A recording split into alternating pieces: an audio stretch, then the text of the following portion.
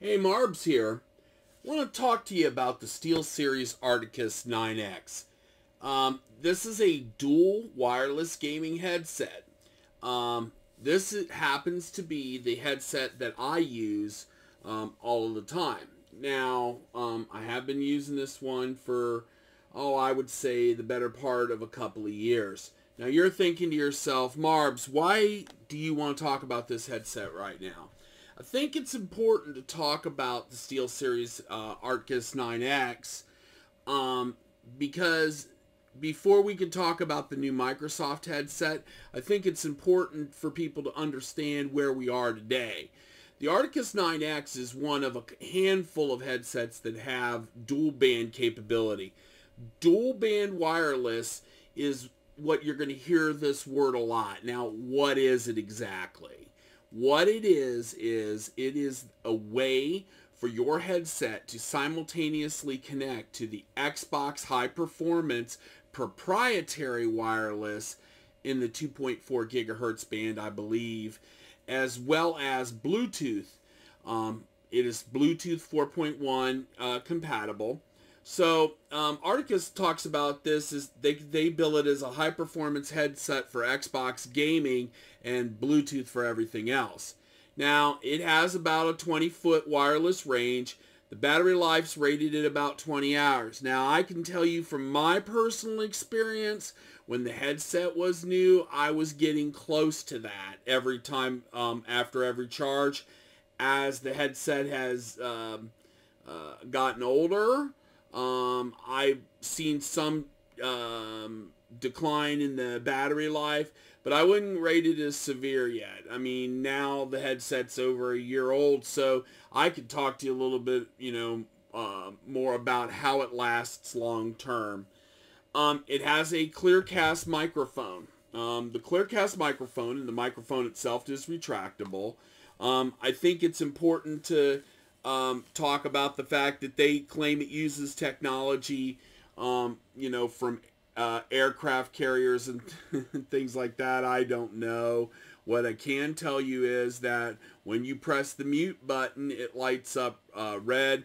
If you're not using the mic or you don't feel like chatting, you can just slide it away, which is really, really nice, okay? The one thing that SteelSeries wants you to know is that it has the signature ARCTIS sound. Now, from what I understand, this is not as beefy as their high-end headset, but it is still really good nonetheless. Now, you can connect it to a PC and use their utility. Now, when you do that, using the USB connection right here, you can use their SteelSeries utility. You can adjust the headset, set the defaults, and even update the firmware. If you have a Series X and you have an ARCTIS 9X, you should update your firmware. It will improve the experience of the 9X with your Series X or Series S console. It uses a ski band design for comfort. The ski band design, if you're a skier, you can get, it's kind of a stretchy material here. It has a Velcro release right here so that you could change the position of it. The ear cups do swivel, as you can see here, so you can get quite a bit of an adjustment. The frame is the part that holds the ear cups is metal, as you can see right here, and then it connects to this aluminum headband piece. Overall, the headset's quite light. I don't find it as heavy at all. I mean, it definitely gets the job done. It does not have any speaker tags. I know that's something now that's really big. Some of the other ARCTIS higher end ones do use speaker tags. This one does not. It has batteries. Part of why it can last so long is it has batteries in each ear cup, from what I understand. The batteries are not user replaceable. There is a synthetic leather upgrade available for the ear caps. I've always used just the regular ear cups. They've been fine for me. I don't feel like they get hot or anything. I think that, it works well for me. Two thumb wheels, okay? One thumb wheel here on the right-hand side controls the volume. The other thumb wheel over here controls the mix. So I can change the mix between the game, okay, and the party chat, or the game and my Bluetooth connection, or some mix thereof. I found it to work, pretty well. No real issues with that there. Obviously, you have a button here. The button here, as you can see, when you press it, it does go a little orange to signify that the mute is on. The mute, as we talked about earlier, lights up here from the entire top of the microphone. So you get a really good red look there when the mute is on. And you can also, even when the headset's not on, you can tell right away that the mute is engaged because it is orange when it is in the on position. You have two buttons here. One is for on-off and the other one's for Bluetooth control. USB connection, and check this out. It has a wired 2.5 millimeter jack here. So that means theoretically if you have a 2.5 millimeter cable, you can plug this 2.5 millimeter a cable into it and use it on pretty much any device that takes a 2.5 millimeter. It has 4 different EQ modes that you can set up. Nothing exotic, just basically a little bit more here and there. It does have the ability to go it has the ability to go through the wired and still run in that 2-channel, analog mode. Very nice to have. So that means that in a pinch, you could plug it into a controller, you can plug it into your Nintendo Switch, you can plug it into your phone, you can plug it into anything. As far as the phone compatibility goes, it's compatible with any Bluetooth 4.1 device. I use it with my iPhone all the time. I also use it to stream music. Now, you say stream music, yes. So one of the things when you get into this whole dual radio thing is that it can stay connected to your phone at the same time it's connected to your Xbox with no impact in performance or latency. So basically, I can stream music from my iPhone and play it in my headset. Doesn't go into my party chat, doesn't go across my stream. I hear it. It's through my phone, Bluetooth, but it doesn't get me into any trouble, doesn't interfere with the party, and I could still have my music in the background at the same time while I'm gaming.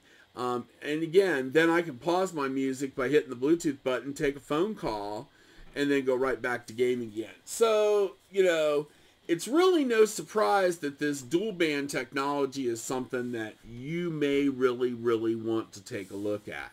Now, here, let's talk about a few other things here. It is a 2-channel headset. Okay, that's not a big deal. It uses the Windows Sonic driver, or the Xbox Sonic sound driver, which means it uses a 2-channel mode to simulate 3D sound over 2 channels. Now, how well does it work? Pretty good, in fact. Like I said, this has been my go-to headset for almost a year now, a little more than a year, and I have no complaints with what it can do. But it can't do, true multi-positional, DTS or Dolby style audio, headphone audio. Now, it does not at all it's not going to at all surprise you that this has won significant amount of awards. Yeah, it's won a lot. And, I got to be honest with you, when I was looking at the headset originally and I was considering it, I believe it came out, it was $249 when it came out, and now it's about $199 on sale for $149. I think I've seen it as low as $139 maybe, but that's still pretty expensive. So where does this headset fit in? Well, it has been a very good headset. I have absolutely no complaints with it. Being an audiophile kind of guy myself, I like good sound. This headset delivers good sound. In my estimation, it's 4.5, on my 5 scale. Is it perfect? No. But does it check all the boxes? Yes. But with this new competitor from Microsoft, I think it's important to see where we are today, or where we were today. I think the landscape has changed. So, it's going to be a hard uphill battle for SteelSeries with the 9X, because I think a lot of people are going to look at it and say, yeah, it's a more quality product. It has, a lot more metal on it. It's been around longer. But I think that, no surprise, I think people are going to, shop on price. And I think that's going to lead a lot of people to not seriously consider the SteelSeries when it is an excellent premium headset. Does it have all the features?